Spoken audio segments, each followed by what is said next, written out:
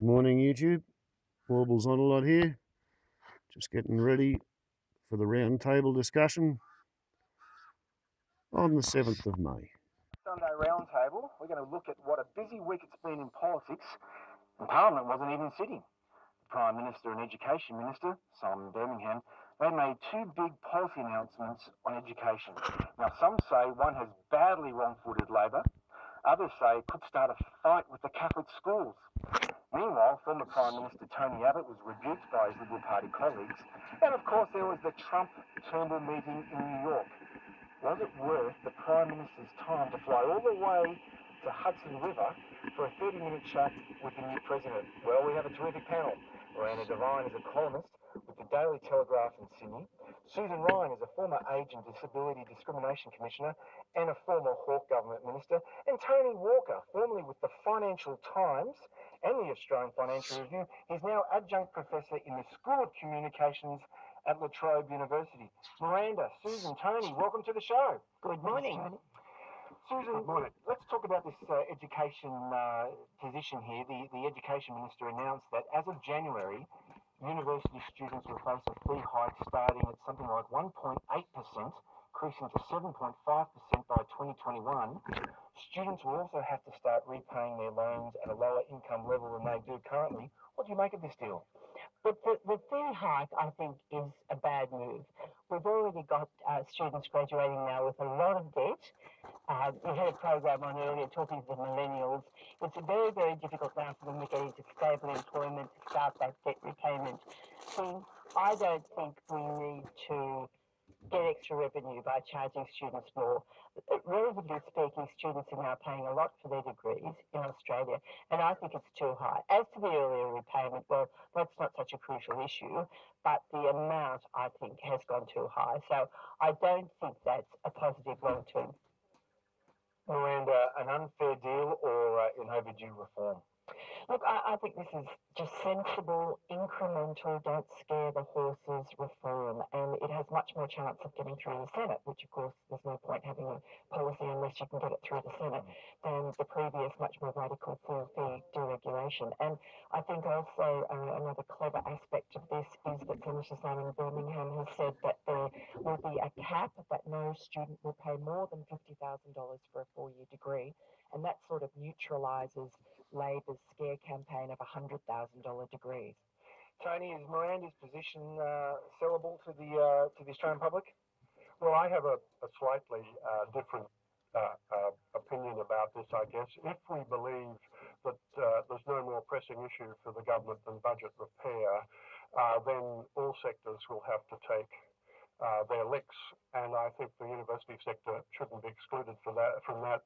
And so I think it makes, in terms of equity, sense to increase the efficiency dividend and oblige and I perhaps shouldn't be saying this, having given my affiliation, share some of the burden. As far as the students are concerned, they've reduced the HEX threshold level from around 55,000 to 52,000 a year, which will have an impact, but as I say, I think people should share the pain, and I'm not sure that students should be excluded.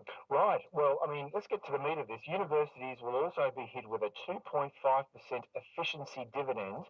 Some parts of university funding will be dependent on universities meeting requirements for admissions and financial transparency.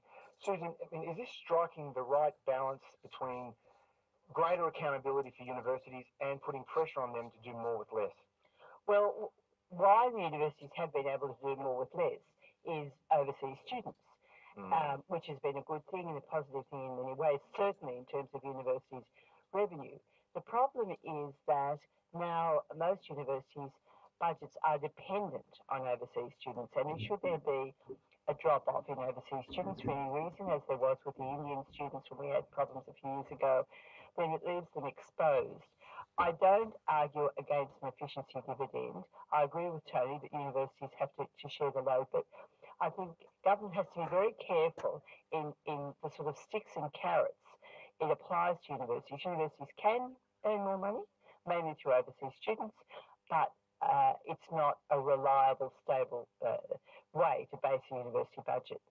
Yeah, well, Tony, I mean, what about the debt? The debts accrued from going to university. I mean, they're obviously now a lot larger. Certainly from the time when I was a student 20 odd years ago, they have to be paid quicker. And this is in an economy where well-paid full-time jobs are hard to find, especially for young undergraduates. I mean, this is basically Labor's line. How would you respond to that? Well, this is a bit revealing. I went to university on a Commonwealth scholarship, so I'm not sure about you, Susan.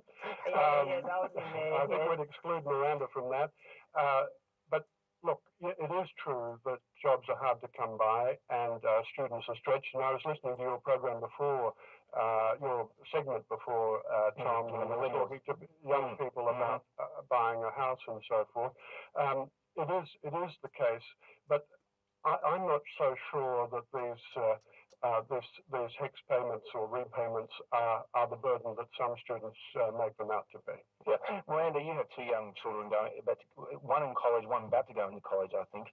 To what extent does this all worry you as a mother of two young children going to university? Well, look, it is a burden for them going on, but look, it's a lot less burden than if we had to find the money up front before they started university. And so one son has finished university and he started a job. He's now having to pay the HEX fees. Now, it starts at 1% of your salary when you start earning $42,000. So I really don't think that is such a burden.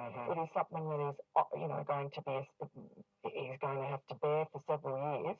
But, he got a good education. So we didn't have to pay a penny during that education. So I think that it's not so much of a burden. If you're not earning the money, you're not paying it back. Yeah.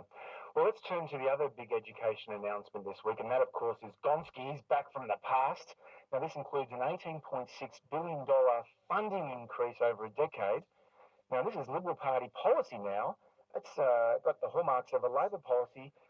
Tony, is this a Nixon in China moment? Well, I have to say, Tom, it's certainly wrong-footed. Tanya Plibersek, the education spokesman for Labor and the Labor Party more generally, I think they protested too much. Well, she called it an act of political bastardy. Well, and of course they're claiming that schools would get a lot more money as under their formula. Look, I think this makes all the sense in the world. I couldn't understand why it was abandoned under the Abbott government. I think a needs-based system is a fair system. I couldn't have agreed more with Nick Greiner in a piece in The Australian this past week where he advocated strongly for support for this measure, and also noted to my surprise that Nick Greiner is an alumni of Loreto Kirribilli. I thought that was a girls' school, but maybe you Catholics on the panel can correct me. Well, he went to St Ignatius, which is the brother school of Loreto Kirribilli. Susan, let's bring you in here about Tony's point about the Labor spokesperson, Tanya Plibersek. She was scathing in her response to the overhaul. What's your response as a former Labor Education Minister? Well, when I heard it, as a former Labor Education Minister, I thought there was a lot to grab and endorse, and indeed say, well, thank goodness you're following our philosophical approach, which is needs-based, which is having a standard that you're working to bring all the schools up to, which will be put into 8 years funding so the schools know where they're going. And I have to say, they're all the characteristics of the scheme I brought in after huge hoo-ha in 1984. Wow. Where we had 12 categories, same principle, a bit of redistribution, 12 categories, a standard everyone understood, and long-term legislation. Now, that scheme lasted till the end of the century. So I think there's a lot to welcome and a lot to claim if playing politics as the coalition finally seeing the sense of the needs-based long-term approach. Of course, it's highly political, and of course Labor wants to point out that under the scheme they would have proceeded with had they won the last government, there would have been more dollars. Well, look, they still have the opportunity to make that commitment to the more dollars come election time when they're doing their election promises. But I think the actual structure of it is something that Labor should claim. Miranda, your newspaper, The Daily Telegraph, this week in its editorial said it's a curious fact of Australian politics that some of the more significant policy decisions are delivered by the side from which they would at least be expected. Bob Hawke's Labor deregulated the financial markets. Gough Whitlam's Labor Party or government slashed tariffs. John Howard implemented gun laws. Of course, Cold Warrior Nixon, as we've discussed, went to Red China in the early 70s. Is Malcolm Turnbull running a risk by stealing Julia Gillard's clothes here? Well, look, that's a really good point because the fact that it's the Liberal Party sort of neutralises the sting that there was, if, for instance, remember when Mark Latham drew up the schools hit list. You know, there's a similar group of elite schools that are going to take a haircut, but look, they appreciate, they're not complaining, they don't think it's too bad. And I think that, you know, essentially there's a problem here, in my view, because we've spent an extra $10 billion on school education in the last decade with terrible results. Our students on international rankings have plummeted to, you know, below Kazakhstan, which spends a third of what we do as a percentage of GDP on education. So money does not equal better education, but the government was in this parlous state. They had to renew the funding. They were stuck between, sort of wedged between Julia Gillard's fantasy promises under Gonski 1.0 of $40 billion extra dollars and the 2014 budget. So they had to do something. And I think it was really politically a masterstroke to co-opt Gonski, David Gonski himself, to endorse their package. And that is what has sent Labor crazy. And Tanya Plibersek saying that it is tarnishing David Gonski to have, and his brand, to have it associated with this policy, which actually gives an enormous amount, an unprecedented amount of money. It's 75% extra funding for schools. It's an extra $18.5 billion. And a good proportion of that does go to the Catholic schools. And, you know, their complaints are just meaningless because they're getting more money. They're getting $3.4 billion more money. And it's growing every year by 3.5% or so. And they've dodged up a whole lot of figures pretending that this translates into a $100 million cut. I've looked at those figures. They are completely bogus, and they rely on their sort of back of the envelope guesstimates of wages and CPI growth rate in the last 4 years, which they're saying that they don't agree with Treasury modelling, but they have no modelling of their own.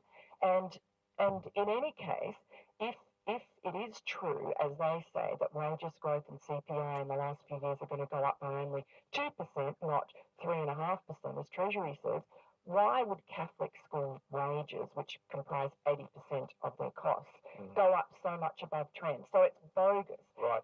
Well, Simon Benson, your News Limited colleague, Miranda, he would disagree. He says in The Australian this week, in seeking to solve one problem, Turnbull's created a potentially more disastrous one by effectively going to war with the Catholic education system. He says he's upset Liberal backbenchers. Tony Walker, let's bring you back in here. Is this an issue of values for many families? Because as Benson points out, some of those parents will have no choice but to send their kids back through being unable to afford a $2,000 rise in fees. Your response? Well, it looks a bit like an issue in sectarianism to me, but Miranda, I was encouraged that you have the perspective that you do, which is in contradiction to the editorial writers at your sister newspaper, The Australian. And I just wanted to read this out, Tom, if you'd, it's very brief. From the editorial of last week with the headline on it, Coalition Base Stirred to Anger Over School Funding. And the passage that I want to read out says this: in 3 days, the row has galvanized and united the sometimes disparate Catholic diaspora. Unlike coalition leaders such as Sir Robert Menzies, John Howard and Malcolm Fraser, Mr. Turnbull, a Catholic convert, does not understand the tribe he joined or its culture and values. Now, I mean, I wouldn't ever say that I was a member of a Protestant diaspora or a lapsed Protestant diaspora. So I just find that a sort of curious argument, but I'd be interested in hearing what the others have to say. Catholics are Catholic, Tony. Small C Catholics. There's a wide variety of views among Catholics. Well, it's like small L liberals, Tom. Well, listen, one small L liberal is not Tony Abbott. Let's talk about Tony Abbott. Okay. Here end of this movie. Back immediately.